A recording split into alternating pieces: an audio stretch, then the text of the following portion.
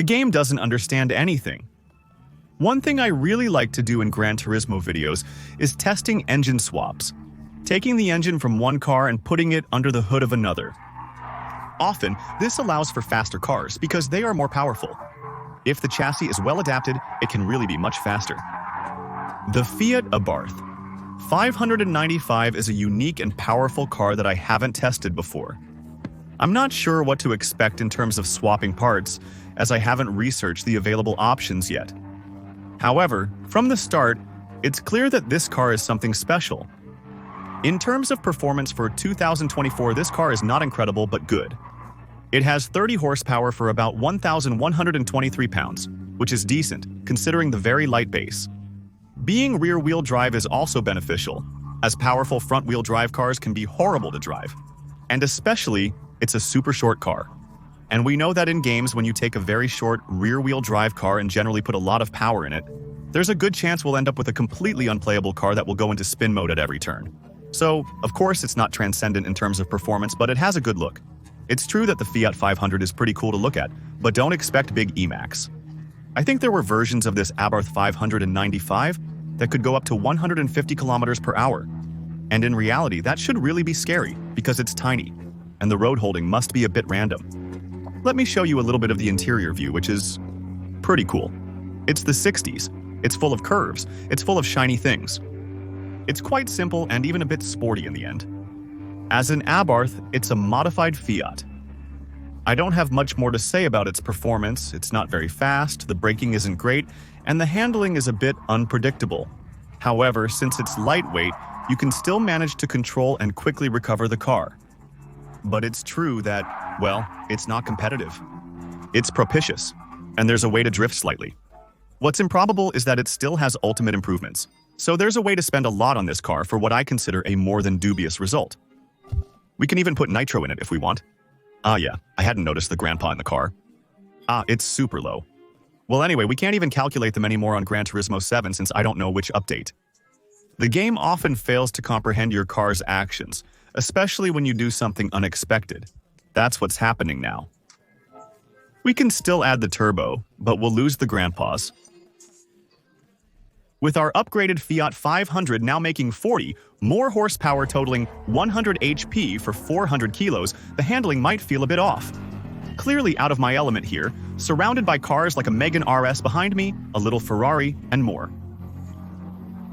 It's obvious we're going to get demolished. It will certainly be complicated. Oh, there. Okay, well, I expected it to not be crazy. I didn't expect to roll over on the first turn. It's going to be complicated. Indeed, it's going to be hot. We'll do the best we can, so actually, what's abominable is not even that we can't handle the power there. Because, well, 100 horsepower is okay. There are motorcycles. There are motorcycles that do more than that for less than that. What's hot is that actually with the tires, with the soft tires, we have so much grip. And the car is so light that as soon as we turn, it's instant. And it's unmanageable, actually. It's unplayable. Ah, it's really stupid. Well, we'll see if we can catch up a bit, as I see we've already lost 2 seconds. The advantage is that we can brake very late because there's no way to slow down. In the turn, we go full throttle because there's nothing to... It's so light, in fact, there's no inertia. However, you have to measure it. Well, it's not even that you have to measure it, it's either you have to measure and be super precise, or you have to have reflexes and go at it like a pig.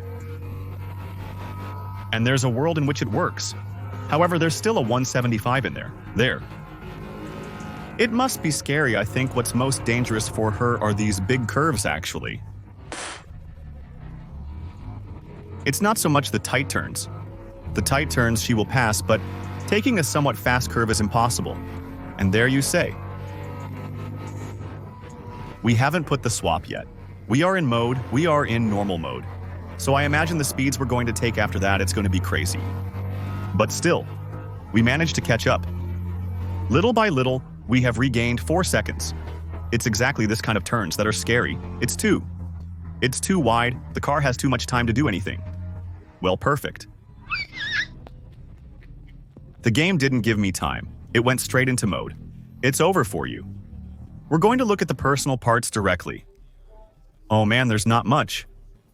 There is indeed. Actually, we're going to put it on.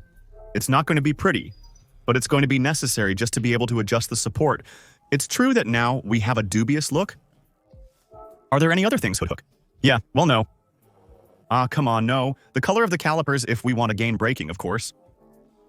And then, well, the rims, indeed. We could change the rims to save a bit of weight. Afterwards, the car, it's already light. But let's assume we'll put on retro rims. It doesn't change anything. Okay, let's go. We're going to install the swap. Swap at 125,000, so it's not the cheapest. The swap might still bring us a lot of power. In Gran Turismo 7, it's quite simple.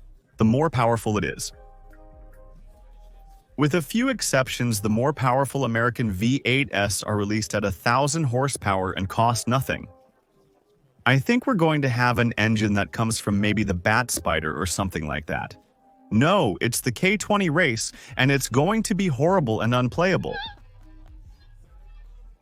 And especially that now. In fact, I just realized we haven't put the turbo yet. Oh my, we'll put it last. I think the result will surprise you, won't it? I'm checking if we missed other things. Only 30 horses are missing from the expected 564 horses for 530 kilos. While it's already ridiculous, I expected the turbo to gain even more, but it could have been worse. 560 horses, 530 kilos. The issue is the game can't measure acceleration, which will make it terrible to play. So of course the game doesn't understand. Okay, yeah, I understand why the game was struggling. Oh no, what is this? Oh my. I didn't know we could do wheelies on Gran Turismo 7. I'm discovering this in 2024. Maybe everyone knows it, but it's amazing that we can actually do wheelies. We'll try our best to drive optimally until the straight line, but it may be challenging. Nice. So, if I put my third, is it the same or not? A third, it's less horrible. However, it accelerates. It's a missile. It's undrivable. For the record, this is the worst car I've played on Gran Turismo 7, and I've played some real duds. But this one, it's a joke. And yet here we've shifted into third. We were at 250, no, I think. It's certain we're going to hit 310 dust. Ah, damn, I had forgotten. Help, help! Luckily, we can't play this in multiplayer anyway. The worst thing, you know what? It's that I feel that even at equal speed, compared to earlier in its original state, the car is less manageable. That is to say that originally with normal tires, it was less horrible to drive than now. After here, of course, we have too much weight in the back. The thing is that here the engine is really at the bottom of the bottom. And here we have an engine much heavier than the base engine. So let's go. We're going to try to get there now. It's gonna be hot. Well, I'm not gonna give it all right away here. We're gonna try to... Oh, the turn here. Oh, la post-traumatic stress disorder. No, no, no, no, no, no. Yes. It's good we got it back nickel. So, at which Anitro, there. Normally, I have the Anitro. I bought the Anitro, but I don't seem to have access to it. Do we actually have the right to control the Anitro watch? Perhaps we don't have that right after all. Maybe that's the thing. And so, we only hit 330. I'm a bit disappointed. On the other hand, I think what's not going to disappoint us is the turn. Over there. I think it's going to be something, it might be better at 330 km/h than at 130, huh? It's not certain, huh? That it's so strange. We'll see that. Prepare. Cross your fingers. Cross your fingers for me. Well, actually... Yeah, no, I was gonna say actually, yeah, but no. The thing is that the car ended up lifting. And the air rushes underneath and it's over. That's it. Goodbye. Oh, there. So wait. Okay. It's complicated. So indeed, I think actually it's one of the most cursed swaps I've seen on Gran Turismo 7. I don't know if there's worse, if you know of other swaps like this. It's incredible. If you have other things to recommend like this, so I know there are other what the fuck cars in the game, but it's the first time I've had a drive like this. Still. I should have tested this one in VR. Well, anyway. Testing this was fun, but it's clearly undrivable. The joke is costly since the base car must be inexpensive. The swap costs $120,000, and with the improvements, it's around $200,000. In total, we're looking at a prep of $400,000, which is unplayable and impossible to make profitable. It was fun playing Gran Turismo 7. I hope you enjoyed the video. If so, please consider liking, subscribing, and leaving a comment, especially if you know of other cars with swaps like this. A bit unlikely. Put them. Don't hesitate either to come follow me on Twitch, because I still regularly do lives on Gran Turismo.